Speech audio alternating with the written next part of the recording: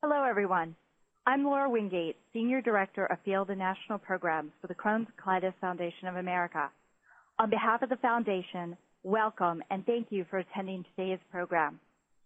This program is supported by a sponsorship from Shire.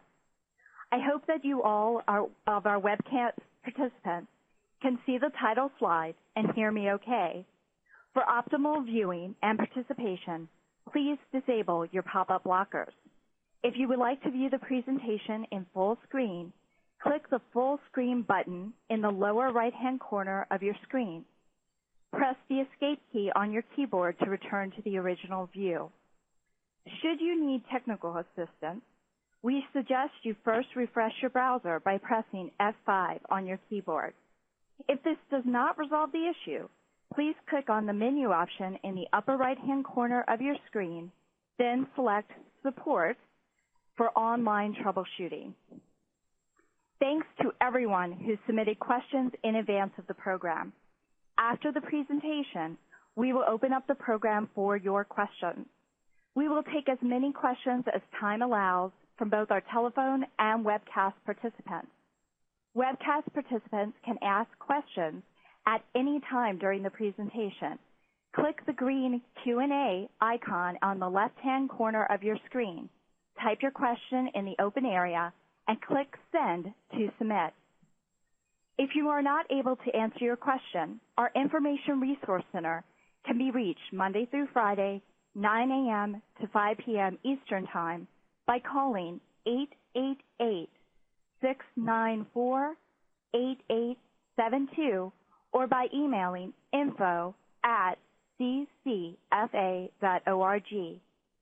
We are very excited to be live tweeting this event. Join us at CCFA #food4thought. I would now like to turn the program over to Kimberly Frederick, Vice President of Mission, for a brief message. Hi, everybody. This is Kim, and I'm not going to take too much of your time because I know that many of you are so excited to hear from our thought leaders on nutrition. We have thousands of folks that are registered and ready to get started. So I just have a few exciting announcements to share with you about CCFA. One, we recently received a 4-star rating from Charity Navigator, which this is an organization that evaluates nonprofits, and a 4-star rating is the highest rating and means that we execute our mission in a fiscally responsible way. Just a little hint about how many people get into this category. Only 18% of the charities rated by Charity Navigator have received at least 2 consecutive 4-star evaluations. We meet the standards of the Better Business Bureau, Wise Giving Alliance. And the main reason we are so highly rated, and this is important for you all to know, is because we are prudent stewards of our donors' money. We're rigorous in our approach to funding research, and we only fund the most promising research, and we're continually monitoring our progress. So speaking of research, just wanted to share that this past year we gathered the top IBD thought leaders from around the world to identify the priorities for research and talked about what resources were essential for moving our research from the lab to the patient's bedside.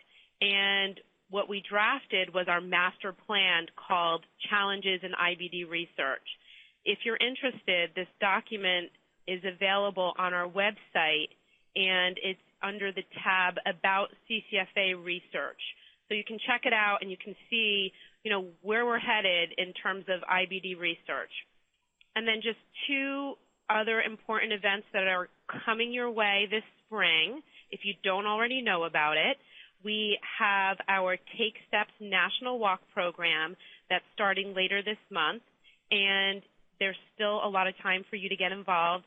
These walks are great because it's just family and friends who are living with the disease or who know someone who is living with the disease, and it's just a great way to be around people who are really trying to create awareness and raise money to find a cure. So if you want to find out where your local walk is, just go on cctakesteps.org. That's cctakesteps.org. And we've got hundreds of walks going on around the United States, and there's definitely one in your area. Finally, one other exciting event that's happening this spring is our annual IBD Day on the Hill. This is CCFA's national legislative event. It's happening in Washington, D.C. on May 22nd through the 23rd, and we have advocates from all over the country come together in D.C., learn about our priorities, and then really storm the Hill to meet with legislators to share how IBD has affected their lives. So if this sounds interesting to you, send us an email or call the IRC, and we can share more about how to get involved with that event. So thank you so much for joining today's call. I hope you enjoyed the teleconference. We love getting your feedback. We'll send you a survey, or there's a survey up there. We want to know what your thoughts are. We want to know what else you want to hear about, and it helps us plan our future programs. So I'm going to turn it back to Laura now to introduce our outstanding faculty. Thank you, Kim. I now have the pleasure of introducing our speakers for today's program. Dr. Millie Long is the Assistant Professor of Medicine in the Department of Medicine and Course Director for the Clinical Epidemiology course at the University of North Carolina at Chapel Hill School of Medicine. Dr. Long's interests include research on prevention of complications in inflammatory bowel disease, women's health, and teaching clinical epidemiology. Ms. Lisa Simperman is a clinical dietitian in the Surgical Intensive Care Unit at the University Hospital's Case Medical Center in Cleveland, Ohio. Ms. Simperman has served as a guest lecturer at Case Western graduate-level nutrition courses and speaks regularly at meetings at the Northeast Ohio chapter of CCFA. Dr. Joel Roche will participate in our question and answer session. He is the director of our pediatric gastroenterology program at Coriab Children's Hospital in Morristown, New Jersey, and associate professor of pediatrics at the University of Medicine and Dentistry of New Jersey. Dr. Roche is widely published in the field of pediatric IBD with interest in safety and efficacy of medication. Without further ado, I will now turn the program over to Dr. Long. Thank you, Laura, for that great introduction. And thank you, everyone, for joining this call today. The objectives of our discussion today will include describing the importance of diet and nutrition in inflammatory bowel diseases. We will review the effects of IBD and IBD medications on digestion as well as nutrients. I'll also share some data on the role of diet in IBD development as well as relapse. We'll also explain special diets for inflammatory bowel disease. Additionally, we'll discuss popular diets that are well-known and well advertised and their role in inflammatory bowel disease. We'll review general healthy eating principles.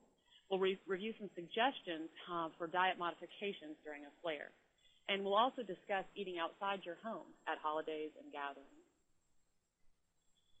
So clearly, there's a great deal of importance associated with diet and nutrition in inflammatory bowel disease.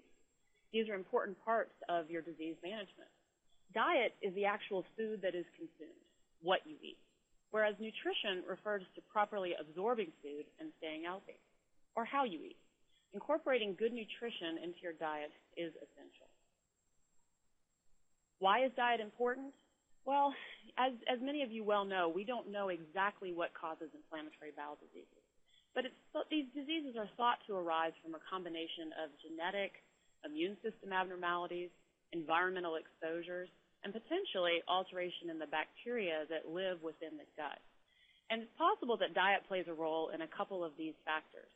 Certainly, the food you eat can alter the bacteria that live within the small intestine and the colon.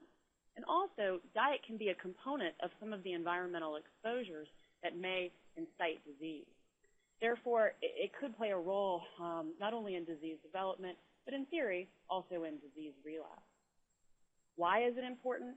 Eating can cause significant symptoms in patients with inflammatory bowel diseases. You all well know this. Fear, lack of response, or dissatisfaction with current medical therapies or surgical therapies can often lead to searching for alternative or natural complementary options. Unfortunately, the role of diet is actually very complicated. There's no consistent evidence that any specific food or food type cause inflammatory bowel disease or cause flares of disease. But it is incredibly important because when we ask you, people really feel that diet plays an important role. For example, nearly 20% of patients feel that diet causes inflammatory bowel disease. Almost half believe that certain foods can trigger flares. Nearly one-half of all patients with inflammatory bowel disease report that the disease itself also changes the pleasure of eating. And about two-thirds of patients report not eating certain foods that they usually like in order to prevent flares. So we need to have more information to be able to inform these decisions for you. In terms of the role of diet, again, no evidence that a specific diet causes or cures IBD.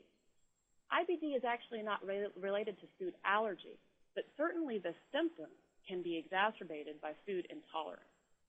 A proper diet may improve the symptoms of IBD through improving some of these intolerances. It can enable healing, and it can also give a sense of control over inflammatory bowel disease management. Importantly, diet should be individualized for each IBD patient, as many of the food intolerances that we'll talk about are very individualized and specific for each individual. In terms of research, the studies on the relationship between diet, nutrition, and inflammatory bowel disease are limited. Most of these studies are actually quite small, resulting in anecdotal outcomes. And what I mean by that is stories of patients that did feel better with certain food types, but it's unclear whether this is really applicable to large populations of patients. Diet may have an impact on disease, but so far our research has been inadequate to show how this takes place. In the research community, we have two hypotheses as to how diet may play a role. Diet can certainly potentially be involved in immune system modifications and have effects directly there. Or, and we actually do know this with some recent work, that diet can change the gut bacteria. So it's possible that through that interaction, modifications can be made that could impact disease or disease management. In terms of diet research, there has been a recent systematic review, and what that means is that researchers went through the literature and looked for all of the studies that are associated with diet and development of inflammatory bowel disease, and tried to determine, are there certain risk factors that people who develop disease potentially ate more of as compared to people that did not develop disease. And what they found is that there were a few trends. Fats and meat, high intake of these components were associated with an increased risk of inflammatory bowel diseases in general. In terms of fiber and fruits, high intakes of these foods were actually associated with a reduced risk of Crohn's disease. And when they looked specifically at vegetables, again, high intakes were associated with a reduced risk of ulcerative colitis. The take-home points from this review is that there are some limitations. Most of these diet studies ask people with disease to think back on what they ate before they developed disease. And that's a lot harder than collecting these data prospectively and then looking to see if people develop disease. And also, it may not be that it's these specific foods, but actually components that are common to these foods that may have a role. And we still need to determine those components. And importantly, none of these studies in this review actually explored the role of diet on current disease activity, which is one of the reasons we're actually having this discussion today. These studies were more on initial development of disease. There was a recent study that did look at food and flares. And this is a study that I participated in that used data from a very unique source. And this is a study of members of the CCFA and other patients with inflammatory bowel disease who joined an internet-based study called CCFA Partners. And CCFA Partners has already enrolled over 12,000 individuals with inflammatory bowel disease. And within this study, we asked food frequency questionnaires so that we could measure eating patterns of individuals with Crohn's disease or ulcerative colitis. And importantly, within the study, we also asked questions about whether they had flares of disease, so we could potentially correlate foods with flares of disease. We also asked open-ended questions about foods that improved or worsened IBD symptoms.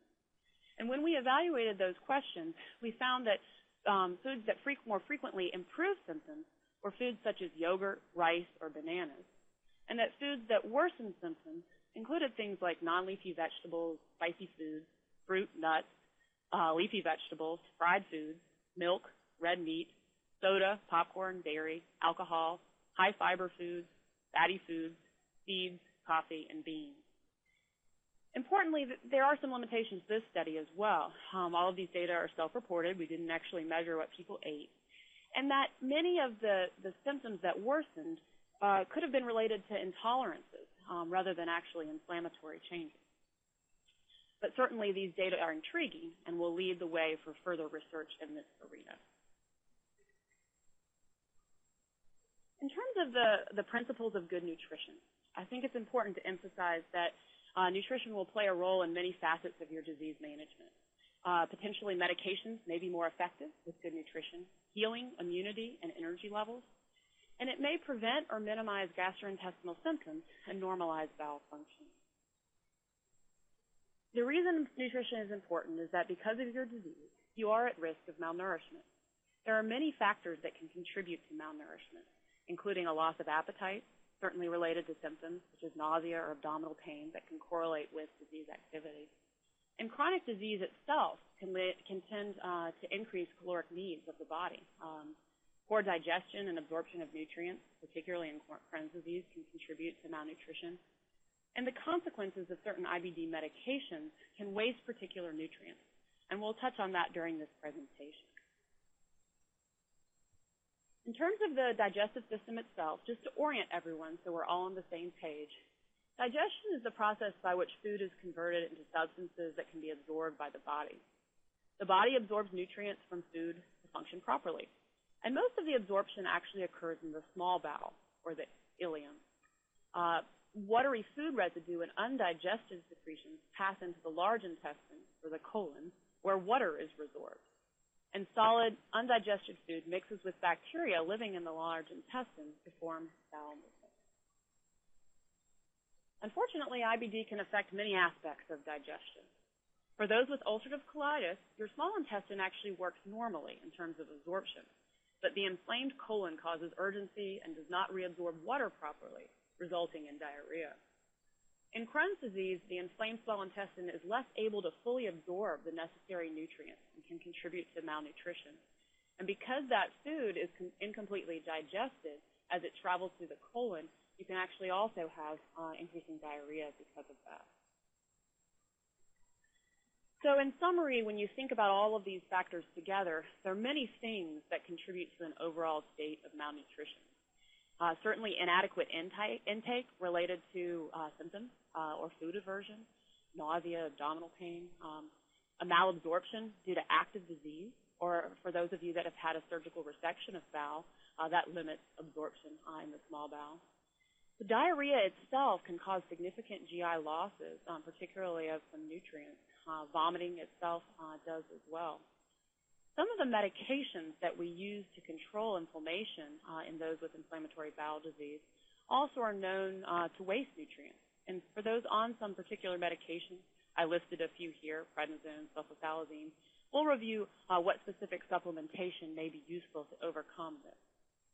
And then certainly because of the chronic disease and the higher metabolism, someone with a chronic disorder such as IBD can have some increased nutrient requirements. So when you put all of those factors together, it can often result in a malnourished state. That's why a team is very important to help with your management. This team should include not only a gastroenterologist, but also a dietitian. This team can work together to identify factors associated with nutrient loss and recommend replacement. And optimizing nutrition can actually improve healing, particularly after surgery. Nutrition changes are complementary to medical therapies that treat the underlying inflammation, not an either-or phenomenon. Unfortunately, there is limited access to dietitians specializing in IBD in some areas and limited time in gastroenterologist visits to address nutrition, which is one reason why we're glad you're here to work with us on this important topic. As promised, in terms of nutrient deficiencies, I want to review some particular nutrient deficiencies that are disease-specific. Let's start with ulcerative colitis. So many patients with ulcerative colitis are on sulfasalazine, which is an anti-inflammatory medication. It's a very good medication, but one of the nutrients that it wastes is folate. So if you are on sulfasalazine as a treatment for your ulcerative colitis, you should be taking a folate supplement as well. Prednisone can reduce calcium stores. Vitamin D, potentially people can have reduced intake related to feeling poorly. If you're feeling poorly, you're not out in the sun, which can reduce vitamin D stores as well. Magnesium is lost through diarrhea, and so certainly it's one that can need replacement. There are other medications used in ulcerative colitis, such as tacrolimus or cyclosporin, that very specifically waste magnesium. And if you're on these medications, it may require supplementation as well. In many patients with inflammatory bowel disease, they'll have blood, either frankly seen or microscopic amounts within their stool. And whenever you're losing blood, you have the potential to have reduced iron stores. So it's reasonable to check, and if these are low, start on iron replacement as well. Potassium is a nutrient that is also lost through vomiting and diarrhea and is something that can be replaced as well. In regards to Crohn's disease, some of the nutrients are the same. There are some additional nutrients to be concerned about. Vitamin B12 is a major one. It really helps with energy state and fatigue. It's important in red blood cell formation.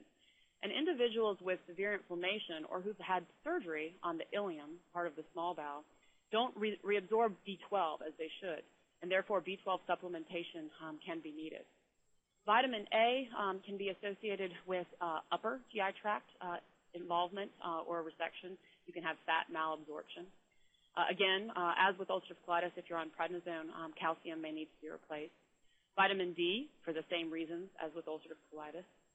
Zinc is another rare element that can be low in patients with Crohn's disease, particularly among individuals with significant diarrhea or those who have fistulas, abnormal connections between the bowel or between the bowel and other areas, or people who've had resection of the top part of the small bowel, such as jejunum. Again, magnesium for the same rationale as ulcerative colitis, iron, and potassium.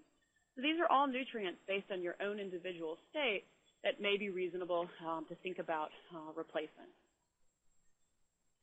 In terms of research on nutrients, there have been some recent studies on the role of vitamin D in Crohn's disease.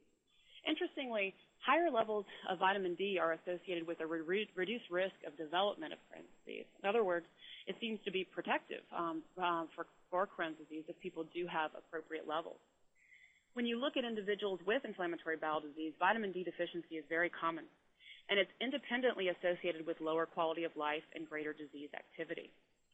There was one small randomized control trial in Europe that actually looked at oral vitamin D replacement, and an appropriate replacement of vitamin D reduced the risk of relapse in Crohn's disease from 29% to 13%. While not statistically significant, this does appear to be an important trend that warrants further research. Is there a special diet for inflammatory bowel disease? This is something I get asked a lot. And the simple answer is no, there are not special diets for IBD. However, based on your type of IBD, dietary modifications can help with your ongoing symptoms. As many of you know, there are several diets that have been advertised specifically for managing IBD. But many of these claims are actually supported by small numbers of subjects, meaning that we don't know if the same effect would occur if a larger number of people were using the diet. Most have not been proven scientifically, and benefits have not been seen in formal studies. So it's often best to talk to your doctor about your questions in regards to specific dietary interventions. What I can tell you about a special diet for IBD is that there are certain scenarios where individualized diets can help with symptoms. Some of you may have had your doctor tell you to go on an elimination diet. This is a diet where you keep a food or symptom diary over several weeks, and as various foods are eliminated, you can remove some symptoms related to food intolerances. So you can see a direct correlation between your symptoms, as in your diary, and certain foods that you eat. Some of you may have been on a low fiber or a low residue diet. This is a diet that minimizes the intake of foods that bulk and add residue to the stool, in particular raw fruits, vegetables, seeds, and nuts. I call this with my patient the low chunk diet because you really don't want those chunky raw vegetables and fruits. And I predominantly use this diet in patients who have strictures, who have Crohn's disease, who have a narrowing of the intestine, where you can imagine that this bulk might get caught above that narrowing and cause significant symptoms. Total bowel rest is another diet that can be used in inflammatory bowel disease. This provides a period of complete bowel rest. during which patients are nourished with fluids delivered intravenously rather than through oral intake. It may decrease inflammation and has been effective in Crohn's disease or in patients with fistulas over the short term. An elemental diet is another diet that can be used. This diet limits carbohydrate intake to reduce microbes that might contribute to symptoms. And another diet is the gluten-free diet. I get a lot of questions about the gluten-free diet. This is a diet that excludes grains that contain the protein gluten. It's used in those with coexisting disorders, such as celiac disease, which is an inability to process gluten. It's also been used in irritable bowel syndrome.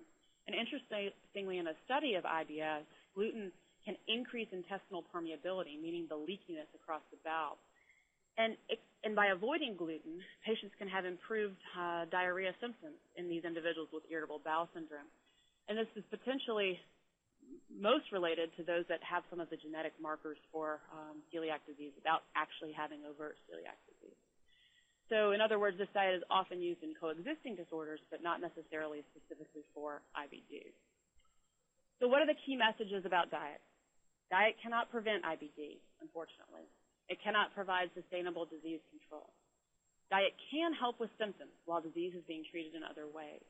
Diet should always be individualized based on which disease you have, Crohn's versus UC, which part of the intestine is affected, what state you are in, whether you have active disease or you're in clinical remission, and targeted nutrient support should be based on disease location or the medications that you are on. Nutrition support therapy is something that can be added to your underlying healthy diet. Additional supplementation may be necessary during disease course, particularly if you have weight loss, oral intake issues, if you've had prior surgery, an obstruction, or severe inflammation. There are essentially three different forms of supplementation. There are liquid nutritional supplements. You've probably seen many of these available over the counter, things like Pediasure, Ensure, Boost, or Boost Kids Essentials. There's also nutrition that's delivered through a tube, whether that tube goes through your nose and down into your stomach, or whether that tube is actually placed across your abdominal wall into the stomach. And this nutrient-rich liquid formula can be administered through either of those accesses. There's also parenteral nutrition, which is actually IV nutrition. This is when individuals have a catheter placed into a large vein in their system centrally, and they have direct IV nutrition delivered through the IV. It requires specialized training and can have complications, including infectious complications from the IV itself. So it's something that is used very sparingly. So in terms of an overall picture of how IBD is managed through nutrition, IBD is treated through a variety of treatment approaches. Good nutrition does not replace conventional medical and surgical therapies for IBD, but instead can be complementary. Other complementary approaches can help with symptom relief as well. So whether that be dietary modifications and supplementation, stress management, or exercise, all of these can work together with your traditional medical approach to improve your symptoms of inflammatory bowel disease. At this point, I'd like to turn the program over to Lisa, who will discuss healthy eating with IBD.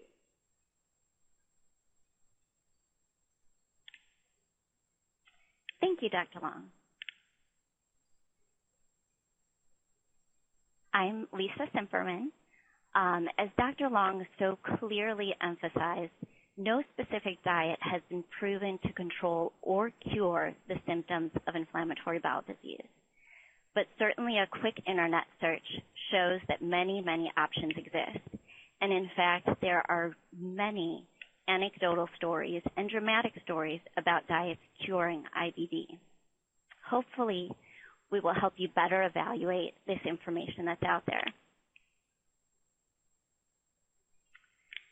Many of you have probably heard about the specific carbohydrate diet. The specific carbohydrate diet is a grain-free, lactose-free, and sucrose-free meal plan that is extremely restrictive. It's built on the premise that carbohydrates are the primary energy source for the intestinal microbes that contribute to the development of IBD.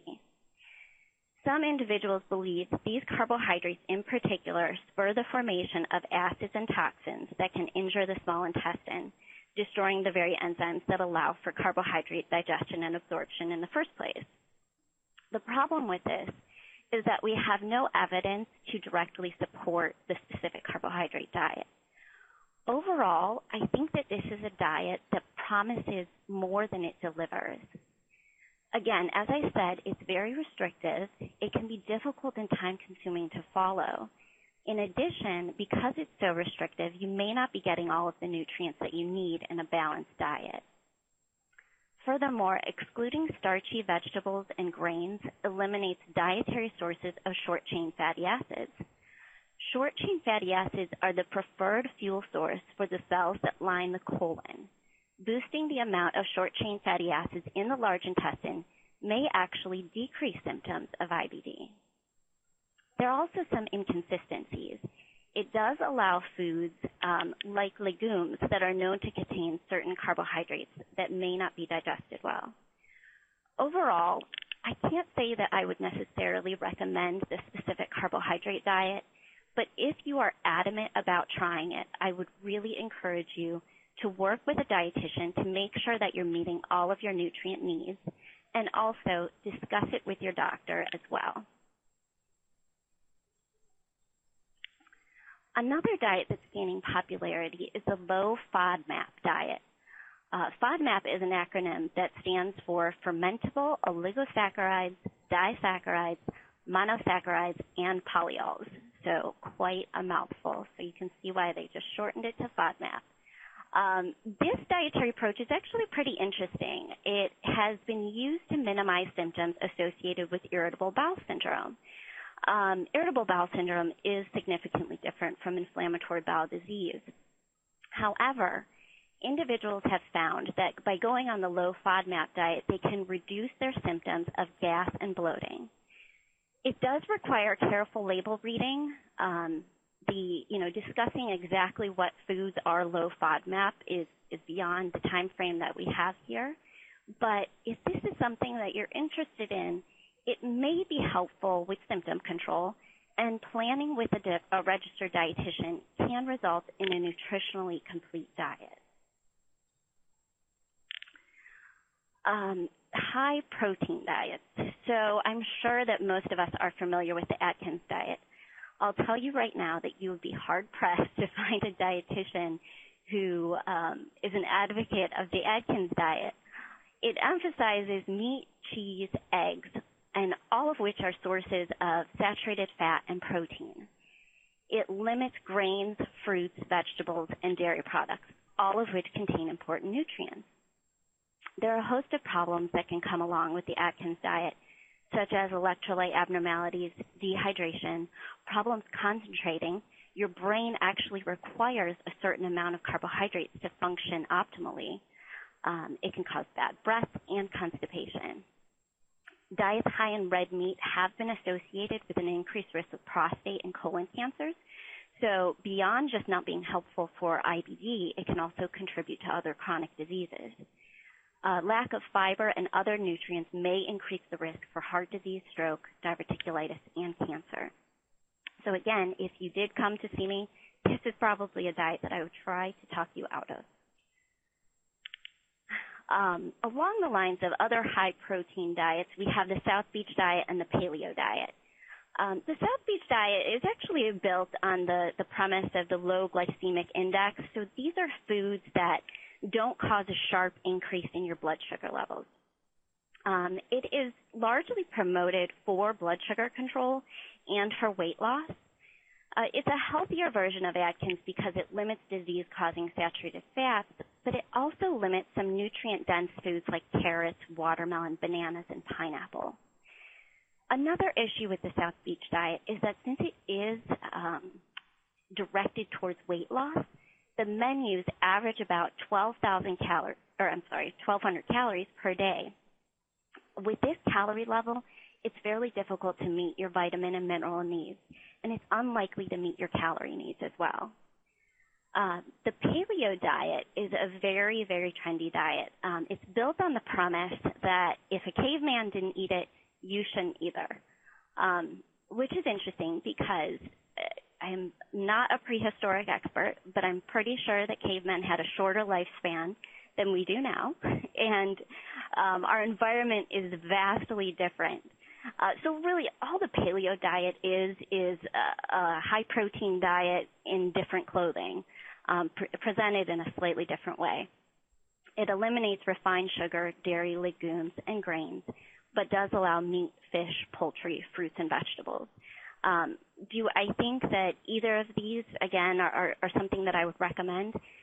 Not necessarily. I think that they could potentially be nutritionally complete, but there's no evidence that it's going to help with symptoms of IBD. Weight Watchers is another very, very common diet. Overall, it's a sound approach for weight loss. It focuses on increasing nutrient-dense and low-calorie foods and portion control. The problem is that it does not take into account the specific needs and tolerances of those with IBD. If you happen to have inflammatory bowel disease and are trying to lose weight, I would encourage you just to work one-on-one with a dietitian to ensure that your particular tolerances and triggers are taken into account and that you have a healthy weight loss pace that ensures that you are getting the nutrients that you need and that you're going at a pace that can be maintained. Because as we well know, weight loss means nothing if it's not something that you can maintain long term. The bottom line on popular diets is that they may be supported by testimonials. Unfortunately, they're not supported by well-controlled scientific studies. Some diets may be worth a try, but please discuss it with your physician or a dietitian, again, to make sure that the diet is safe and nutritionally complete, and do not abandon conventional treatment, because as we've said over and over, we haven't hit on exactly what diet can impact IBD on an immune level. So what does a healthy diet look like? First of all, it's colorful. The more colors you have in your diet, the more likely you are to be getting a wide variety of antioxidants and phytochemicals. As far as fruits and vegetables go, aim for about 5 to 9 servings per day. A serving is small, so it can be a small piece of fruit or even a half a piece of a large fruit, or 1 cup of raw vegetables or half a cup cooked. Cooked or peeled fruits and vegetables may be better tolerated. A good idea would be to put shredded zucchini or shredded carrots into baked goods. You can also make soups and stews with vegetables. This allows you to cook the vegetable until it's soft, and then you're consuming the broth or liquid that it's been consumed in. One of the problems with cooking vegetables is that some of the vitamins and nutrients are leached out in the cooking water. So if you incorporate a cooking method where you actually consume the liquid, you're getting all of those nutrients that may have been leached out in the cooking process. Grains are a very important source of carbohydrates. As I mentioned before, carbohydrates are your body's preferred energy source and what your brain needs to optimally function. Grains are a source of fiber, B vitamins, iron, magnesium, and selenium. Look for breads that contain whole grain. If you do have strictures, you would probably want to avoid breads that have the nuts and seeds or the grass clippings, as I sometimes refer to them, on top of the bread. 3 to 5 grams of fiber per serving is adequate. More amounts may be likely to cause abdominal cramping or bloating. Your grain choices and your fiber content may be something that you need to modify during or after a flare, which we'll discuss in a minute. Lean protein is also essential. Your body uses protein to build new tissue during growth and healing and to synthesize enzymes and blood components. Protein sources are good sources of B vitamins, iron, vitamin E, essential fatty acids, magnesium, and phosphorus.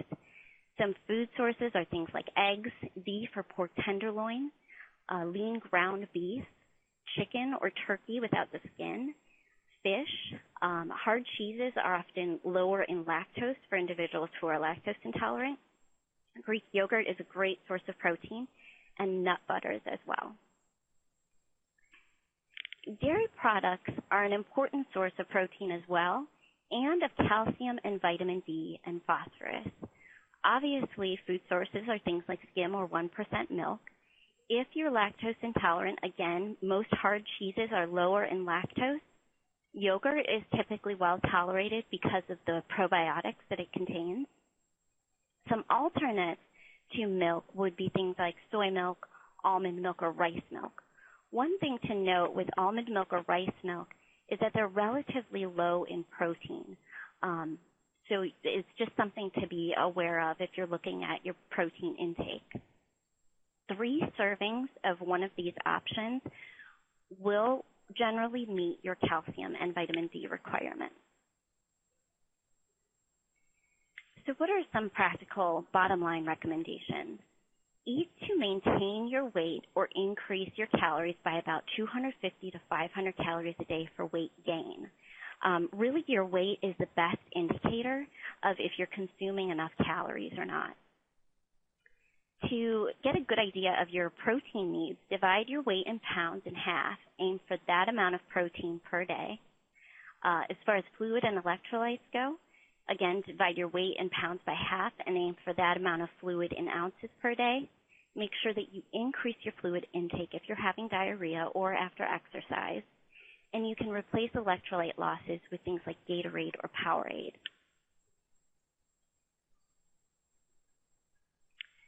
Taking a daily multivitamin or mineral supplement is not a substitute for a healthy diet, but it can be a good backup plan. Taking a calcium and vitamin D supplement may also be a good idea. Your body can only absorb about 500 milligrams of calcium at any single time, so make sure that you break up your calcium supplementation throughout the day rather than taking 2 or 3 calcium pills all at once. You may also need monthly B12 injections if you have significant ileal disease or removal. There also are nasally administered B12 supplementation as well. And keep in mind to discuss all supplement use with your physician. Some other nutrients that we think may be helpful, again, we don't have the solid evidence to promote taking these supplements across the board, but they may be something to consider or discuss with your physician. Omega-3 fatty acids are an essential fatty acid that have anti-inflammatory effects. You can increase your intake of omega-3 fatty acids through fatty fish like salmon or tuna. Other good food sources include flaxseed oil or fortified foods, or you can look for an omega-3 fatty acid supplement. What I have listed here is that the EPA and DHA content, these are 2 kinds of fatty acids, should add up to 1 to 3 grams. Those recommendations are based on what we know is helpful for heart health. So again, since we don't have direct evidence pertaining to inflammatory bowel disease, it's always important to remember that a good diet is about keeping your whole body healthy. Other nutrients to consider are glutamine. Glutamine is an amino acid. Amino acids are the building blocks of protein. Glutamine is the amino acid that is the preferred fuel source for the cells that line your gastrointestinal tract. This is something, talk to your physician about this because they can help direct you to ordering it or a dietitian as well. I don't think that this is something that you're easily going to find on your pharmacy shelves. Also, include food sources of probiotics, things like yogurt, kefir, or miso soup. These have live and active cultures or a probiotic supplement daily. Potential problem foods. One thing that I want to highlight are foods with added soluble fiber. Adding fiber into foods is a pretty popular trend right now. So we're seeing yogurt, which doesn't naturally contain fiber, now has fiber in it. You're seeing granola bars or protein bars that have upwards of 9 grams of fiber per bar. What food companies are doing is that they're adding what's known as inulin or chicory root to these products as a source of soluble fiber.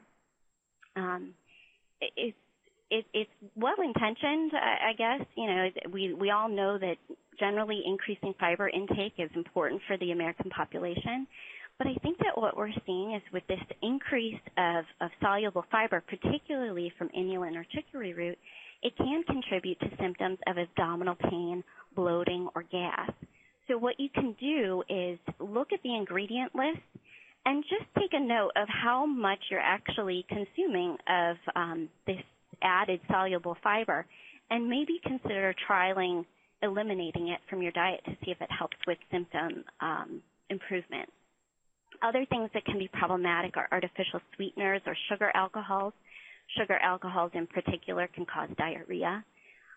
Dairy products, if you're lactose intolerant, high-fat, greasy foods, spicy foods, or cruciferous vegetables like broccoli, cauliflower, or cabbage.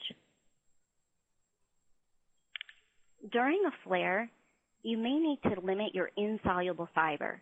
So insoluble fiber is the kind of fiber that you think of as roughage, so things like wheat bran or the skins of fruits and vegetables. Avoid caffeine and alcohol, both of which can stimulate and irritate the gut. Decrease concentrated sweets, so things that are high in sugar actually pull fluid into the bowel and can contribute to diarrhea. Smaller or more frequent meals may be better tolerated. Avoid nuts, seeds, and kernels, especially if you have strictures. A lactose-free diet may be helpful when you're having a flare, or a low-fat diet if you're experiencing fat malabsorption.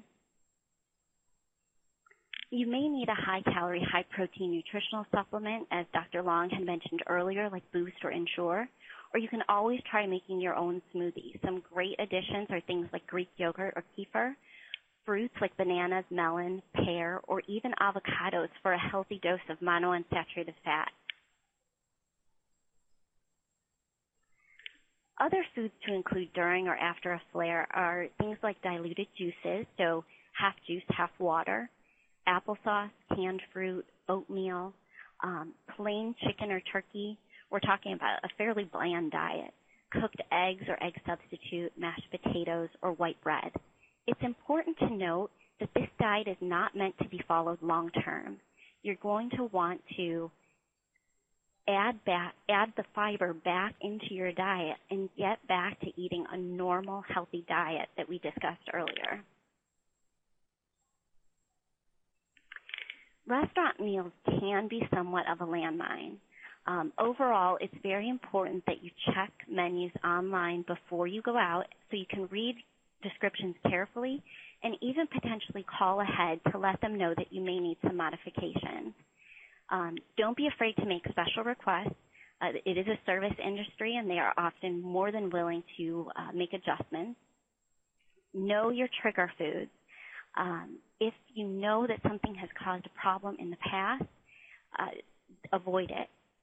Be a regular. Choose restaurants and menu options you've enjoyed before. And finally, keep snacks on hand in case well-tolerated food options are limited. Some menu words to look for that would signify hidden fat are things like smothered, tempura, aioli, creamed or Alfredo, beurre blanc or crispy. Look for simply steamed or broiled seafood. Ask for your sauces on the side, salad dressing on the side as well. And then finally, divide your food in half. Take half home or share with another person who you're out to dinner with. Limit caffeinated beverages and alcohol. In addition, alcohol interacts with many medications, so talk to your physician and your pharmacist about any potential interactions. As far as holidays and celebrations go, know your limits and attempt to stick to your normal eating habits as much as possible. This will really enable you to enjoy your holiday gathering all that much more. Keep portions of indulgences small and eat smaller but more frequent meals. A great idea would be to keep track of new foods and symptoms. Inform family and friends so that they can be your ally and help with including foods that are foods that you can eat at the gathering. And finally, bring a food or dish that you know you can eat. We've discussed some red flags in terms of evaluating nutrition information.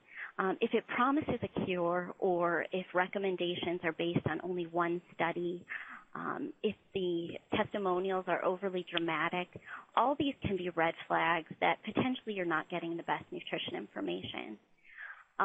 If you're reading an article, look for the source. Look to see what the expert's credentials are. And have the results been published in a peer-reviewed medical or scientific journal, or have they been replicated by other researchers? In the medical community, these are things that we look at.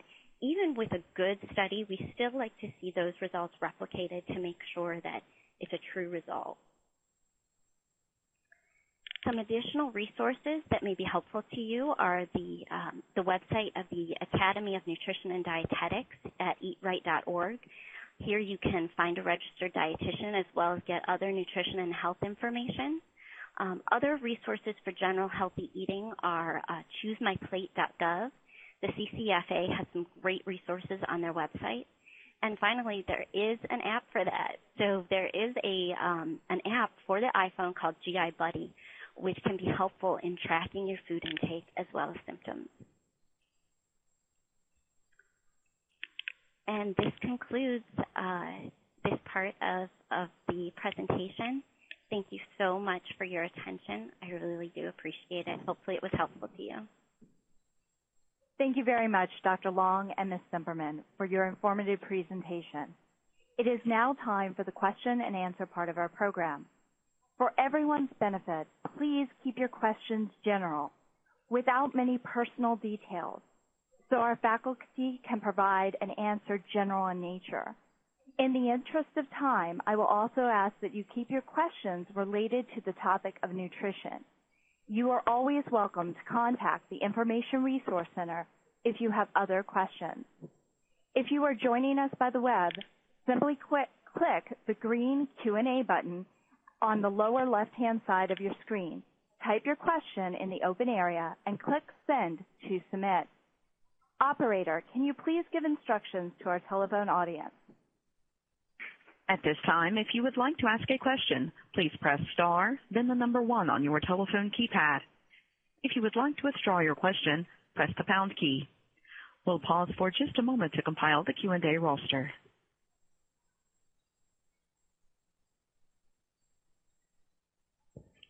Your first question comes from the line of Rita. Rita, go ahead and ask your question, please. An intolerance versus inflammation. How can you tell what your symptoms are producing? Is it because of an intolerance or because of an inflammation? Dr. Long, would you like to address that question?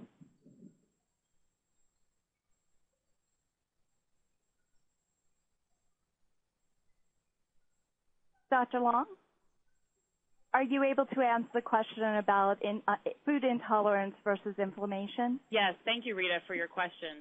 That is a question that you as a patient and I as a doctor both have trouble with because the symptoms of inflammatory disease and intolerance can be very similar in terms of increasing abdominal pain, bloating, diarrhea, and it's difficult to differentiate between the two.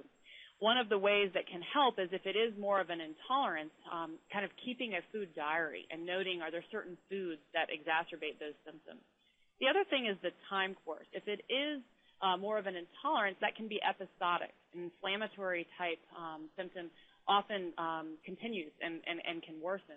But often working with your doctor and letting them know right away when you are having these symptoms can help them to differentiate with you, whether that's through laboratory markers or stool markers or even endoscopic evaluation. But certainly kind of working with some of the dietary intolerances that we discussed on the program today and using some of those techniques may help you to differentiate on your own. Thank you, Dr. Long. We'll take our next question from our webcast audience. And our next question is, what foods would you advise for young adults with Crohn's disease who go away to college and have limited access to a kitchen? Dr. Roche, would you like to take that one? Sure. Thank you for the question. It's a great question because it also brings up a more global topic of transition. That is, I was at home, now I'm out in the world on my own, and how do I make my own choices? So that is a question that should be addressed long before leaving for college, and knowing good nutritional choices, which really doesn't change being at college other than the fact that access may be complicated.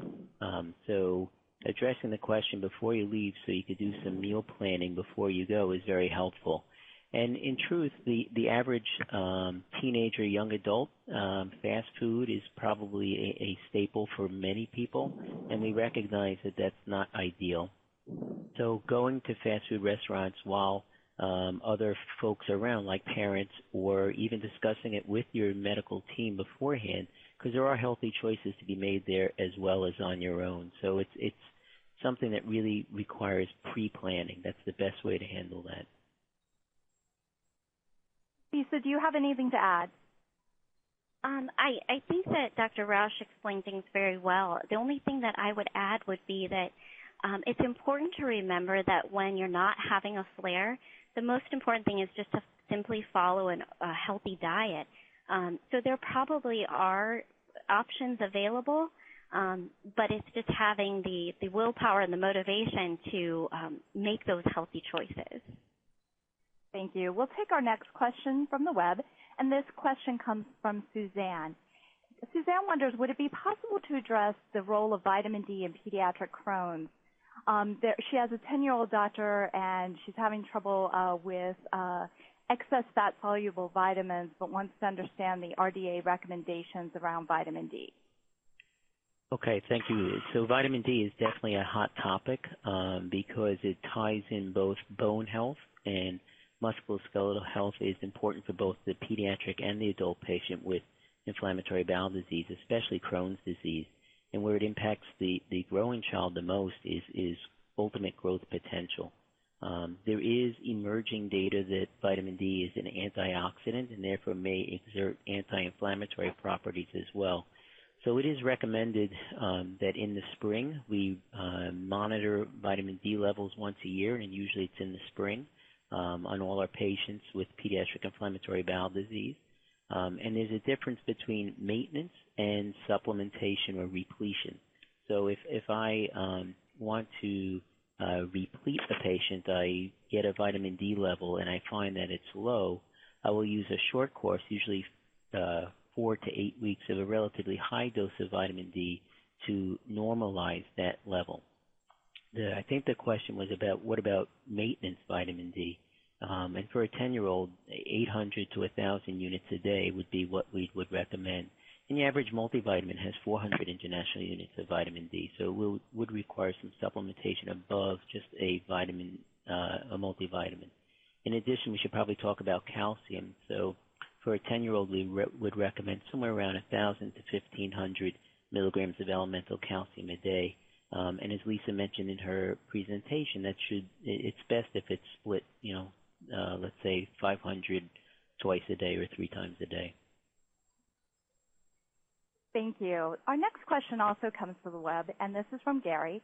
What's the role of digestive enzymes in Crohn's disease and IBD? Dr. Long, would you like to start? Sure. I guess I'm not sure exactly what they mean by digestive enzymes. In terms of supplementation, what I would say is that in regards to trying to supplement to help with digestion, we don't necessarily have data that any particular supplement is going to help you digest better. I think the best recommendations in terms of nutrient replacement are, as we went through in the presentation, to be very specific based on the type of disease, location of disease that you have, and the medications that you're on. Lisa or Joel, do you have anything to add? I guess 2 thoughts. There certainly in holistic settings, there is a sense that people with bowel disease need supplemental enzymes. And, that is not evidence-based. There's not good evidence for that. There is the patient with Crohn's disease who may have enough inflammation of their small bowel to not be able to activate pancreatic enzymes. And there's a simple stool test that can look to see if you have effective pancreatic enzyme levels. And so it's worth a discussion with your gastroenterologist. There is screening available for pancreatic insufficiency, and with pancreatic insufficiency, there would be a role for enzyme replacement therapy. Outside of that, really not. Thank you. Our next question comes from Breeze. What is the best probiotic type to take for Crohn's? Dr. Long, do you want to start? Sure. There's a lot of ongoing research into this because, as I mentioned at the start of the presentation, there's a lot of excitement about really trying to understand the microbiota, meaning the bacteria that live within the gut.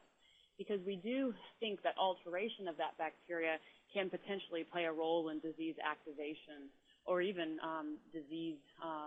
changes in disease state. That said, we have not yet isolated particular strains that are absolutely beneficial across populations.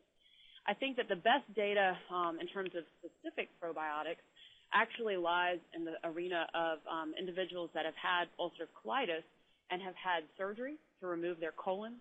In these individuals, they have an internal pouch called a J pouch, and that J pouch can get irritated intermittently and have something called pouchitis. And there have been scientifically rigorous studies that have demonstrated that a particular probiotic, one named VSL number 3, and potentially this could be generalizable to others, we just don't have that data yet, can help to prevent relapse of pouchitis over time. And so in that particular setting, that probiotic certainly can help. I don't necessarily recommend a specific brand or combination of probiotics to my patients who want to use it for general overall bowel health. There certainly are excellent recommendations through the Information Resource Center, and also we'll, of course, have Lisa comment about various strains of probiotics. But I generally tell people to look for something that is fairly broad. The idea behind other symptoms that can benefit from a probiotic, one of the populations that I do use it in is individuals that have had a surgery for Crohn's disease, a pretty common surgery where they remove the end part of the small bowel and the end part of the colon. Through that surgery, a valve called the ileocecal valve is removed that separates the colon from the small bowel. And after that surgery, someone has the potential to have bacteria that normally live in the colon kind of crawl up into the small bowel. And this is a syndrome called bacterial overgrowth. And you can have a good bit of cramping, bloating, those type of symptoms. And taking a probiotic can help to minimize some of that transfer of bacteria across that open space. So I would say the two situations where I most often use a probiotic are in that situation, a bacterial overgrowth potential situation in the small bowel, and also in individuals with recurrent pouchitis. Ms. Zimmerman, do you have anything to add? Yeah, I would echo, what Dr. Long said as far as, recommending a specific probiotic product. It's difficult to do that because the research isn't there. Some of the popular brands that are out there are Culturelle or Primadophilus Optima or VSL3. One thing that you can look for is for USP on the label. So USP means that the probiotic supplement, or any supplement for that matter, has met the standards of the U.S. Pharmacopoeia for quality, purity, and tablet disintegration or dissolution. It's a voluntary labeling that supplement companies can attain, and this gives you some degree of confidence in the quality of the product. Thank you. Operator, we'll take our next question from the telephone audience. Our next question comes from Stephanie. Stephanie, please ask your question. I don't know if this is, this has something to do with what we eat, but if you're trying to get pregnant or are pregnant, is there any certain foods that you should eat or any holistic options? Dr. Long, would you like to start? Sure. Yes, this is, as you all well know, inflammatory bowel diseases are diseases of young individuals, and fertility and pregnancy become important issues. And certainly, a healthy diet is what is most important. Many of the recommendations that Ms. Zimmerman made today hold true in individuals who are attempting to become pregnant or who are pregnant. Certainly one addition is the addition of appropriate folate supplementation. Folate is very important in neural tube development in the fetus, and appropriate supplementation can really help to prevent birth defects. And the time period when that supplementation is most important is actually in the months prior to conception. So making sure that you have adequate folate in your diet. And if you happen to be on a medication like sulfasalazine that wastes folate, it's important to kind of overcompensate for that. So in other words, a standard replacement on sulfasalazine of folate would be 1 milligram. If you're a young woman trying to become pregnant, we actually increase that recommendation to go ahead and supplement 2 milligrams a day of folate to help to make sure that you have adequate resources within your body. Ms. Simperman, Dr. Roche, do you have anything to add? The only thing that I would add is just an FYI, good food sources of folate include leafy greens as well as fortified grain products. Being pediatric, I try not to deal with pregnancy, if you know what I mean. But it does come up. I think Lisa brings up a very important point that we should keep in mind. So there are specific examples like folate supplementation for sulfasalazine or brand name azolfidine, so medications that include sulfa in them. But in general, I know a lot of people try to address their nutritional needs through supplements, and there's really excellent evidence to show that the combinations and the interactions of different nutrients in whole foods, and that's not an advertisement for a trademark, but getting it from natural sources is probably more bioavailable, will work better in the body than any one supplement. So a couple of times on this webcast, it's been emphasized the importance of a well-rounded, complete diet, and that is still the best way to pick up all the nutrients that you need rather than trying to supplement, because the interactions and the way they're absorbed by the body work better in natural foods than pure supplements. Thank you all. Our next question comes from Adina, and her question is, she says, I hear a lot about IBD patients doing juicing. Is it safe for Crohn's patients, and how would somebody go about it? I can start with that. This is Lisa. What I would recommend as far as juicing goes, first of all, know that juicing is not necessarily healthier than eating the whole food, so eating the fruit or the vegetable in its whole state. I think a lot of times juicing is being billed as a healthier option or as a cleanse, and that, I think, misses the mark. However, if you are going to juice, I would say use one of the machines that actually does blend up the whole food so that you're getting the whole food rather than just extracting the juice. If you're just extracting the juice, you're getting a fairly high sugar liquid, and this can potentially contribute to diarrhea. Also, don't go overboard. Fruits and vegetables, you need to have them in your diet. I gave recommendations as far as how much. But if you're going to make something like a smoothie or a shake, what I would say is limit it to 2 servings of fruit per smoothie or shake, and try adding in some other nutrients. So add that Greek yogurt in so that you get some protein and calcium as well. That can help you just be consuming a little better, well-rounded beverage. In addition, digestion starts in your mouth. So making sure that you chew your food, so chew your fruits and vegetables very, very well, actually helps the digestive process. So essentially, sometimes blenderizing or juicing, it's removing the need for your teeth. Just don't forget that they're there and chew your food well. That can definitely be a helpful suggestion. Dr. Long, Dr. Roche, anything to add? No, I think that was very well covered. Absolutely. Our next question then comes from Patty. What foods should athletes with Crohn's disease eat for optimal performance? Dr. Long? Sure. Yes, many patients with Crohn's disease are athletes, and it also gives me a moment to digress slightly on exercise, which is also an important part of overall general health.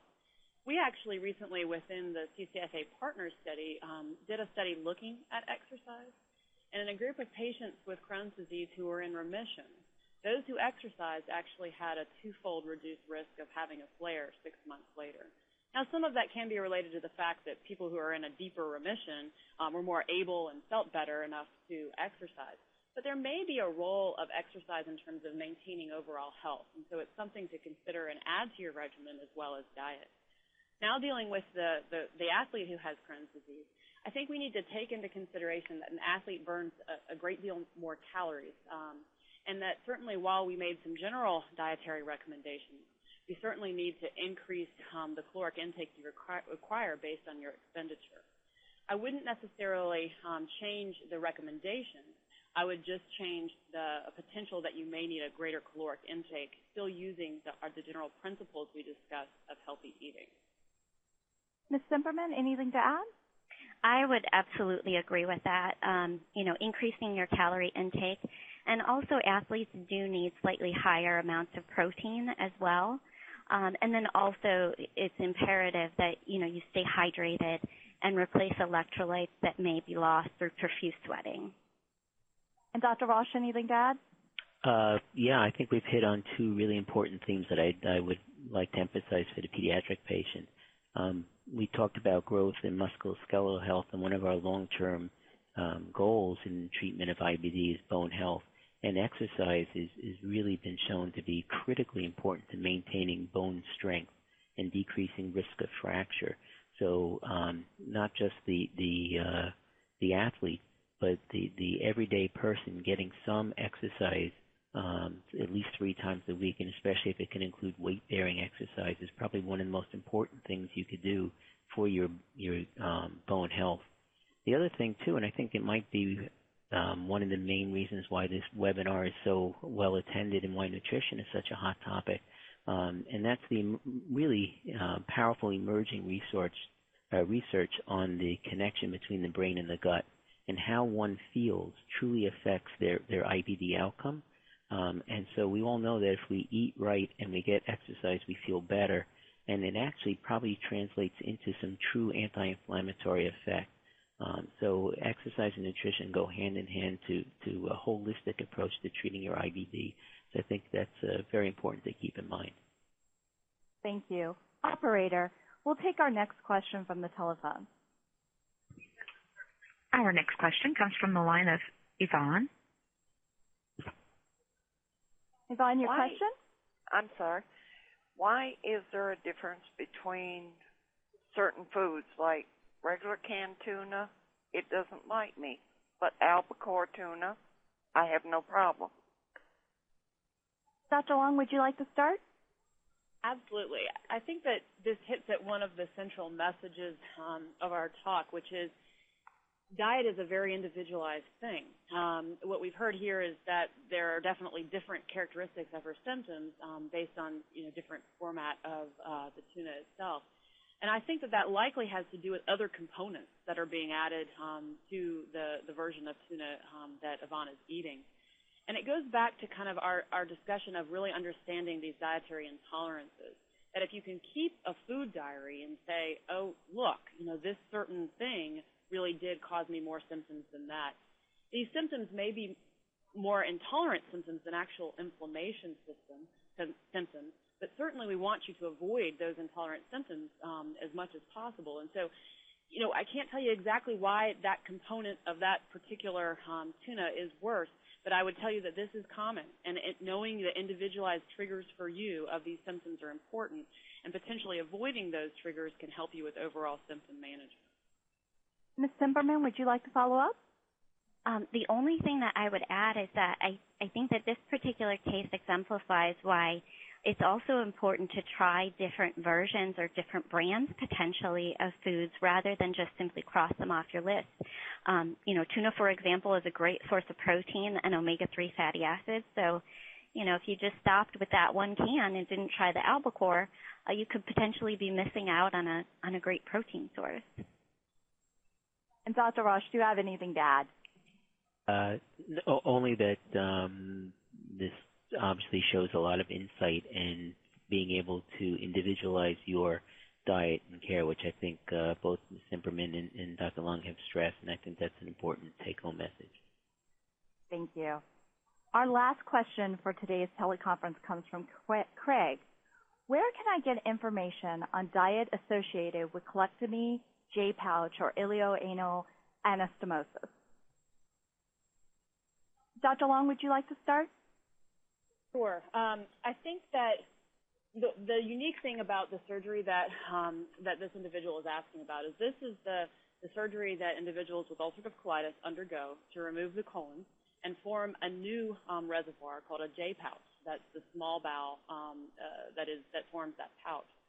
And one thing after you've had this surgery is that we're asking the small bowel to do something slightly new, which is actually to store stool contents. Normally, it goes through the small bowel and into the colon where storage occurs. And so because of that, individuals can have an inflammatory response in the wall of the pouch itself called pouchitis. Not everyone gets it. About 10% of patients do. But certainly, we think that the bacterial contents of the stool play a role. Unfortunately, we can't tell you exactly which foods for each individual may further promote those symptoms from pouchitis.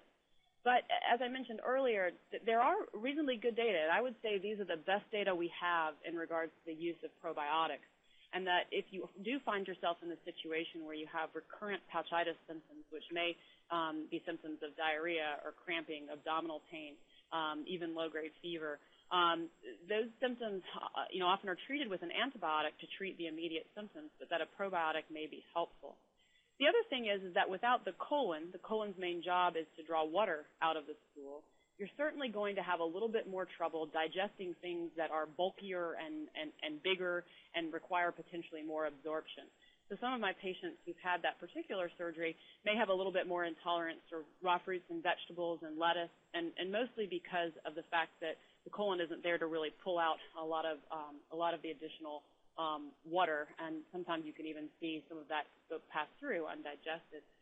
So I would say, again, the same message that we've had for other forms of inflammatory bowel disease, kind of an individualized approach to find out those trigger foods that seem to be associated with more symptoms. And that if you do find yourself in the arena of having recurrent kind of inflammatory pouchitis symptoms, there may be a role for thinking about a probiotic that, again, as Lisa had mentioned earlier with the USP rating, and potentially VSL3 being one of those. Lisa, what do you think? I think you covered it very well. But what I would add is, I'm sitting here trying to think of where someone can go, for example, on the Internet. And one good resource is the American Society for Parenteral and Enteral Nutrition. Their website is nutritioncare.org. And they have a link for information for patients and caregivers. And they do have good diet information specifically for diets after the surgery that you mentioned. The other thing, too, is that this may be, a really good opportunity for you to set up an appointment with a dietitian. It would seem to me that there would be enough to talk about an in-depth that you would benefit from actually sitting down with someone. A good way to find a dietitian who would have specific knowledge in this is through your gastroenterologist. Even if there's not a dietitian in the office, they probably work with someone, hopefully, who they can refer you to. Or, as I mentioned before, the Academy for Nutrition and Dietetics does have a resource for finding a registered dietitian. So, yeah, that would probably be the only thing that I would add. Thank you, Lisa. This is Laura, and I just would also add that CCFA has a resource that may be helpful as well, our surgery brochure, which can be obtained from the Information Resource Center, as well as another resource is the United Ostomy Association. So I'd like to thank our wonderful speakers for their insightful presentations and the answers to our questions. If your questions were not answered, you can call CCFA's Information Resource Center Monday through Friday, 9 a.m. to 5 p.m. Eastern Time at 888-694-8872, or by emailing info@ccfa.org. An archive of today's program will be posted on CCFA's website in early May, and I'd also like to remind you that you can download the slides directly from your webpage today by clicking on the left-hand side of your screen and clicking on the Content button. I encourage all of you to complete the post-program evaluation. Your feedback helps us shape future programs. The evaluation can be found at www.surveymonkey.com/s/nutrition-webcast. Also, to further our understanding of inflammatory bowel disease, we encourage you to join CCFA Partners, our national registry of patient-reported outcomes. Visit www.ccfapartners.org to learn more and to participate. And finally, we would like to extend a special thank you to Shire for their support of this event. On behalf of the Crohn's and Colitis Foundation of America, thank you for joining us. Goodbye. This program has concluded. You may now disconnect.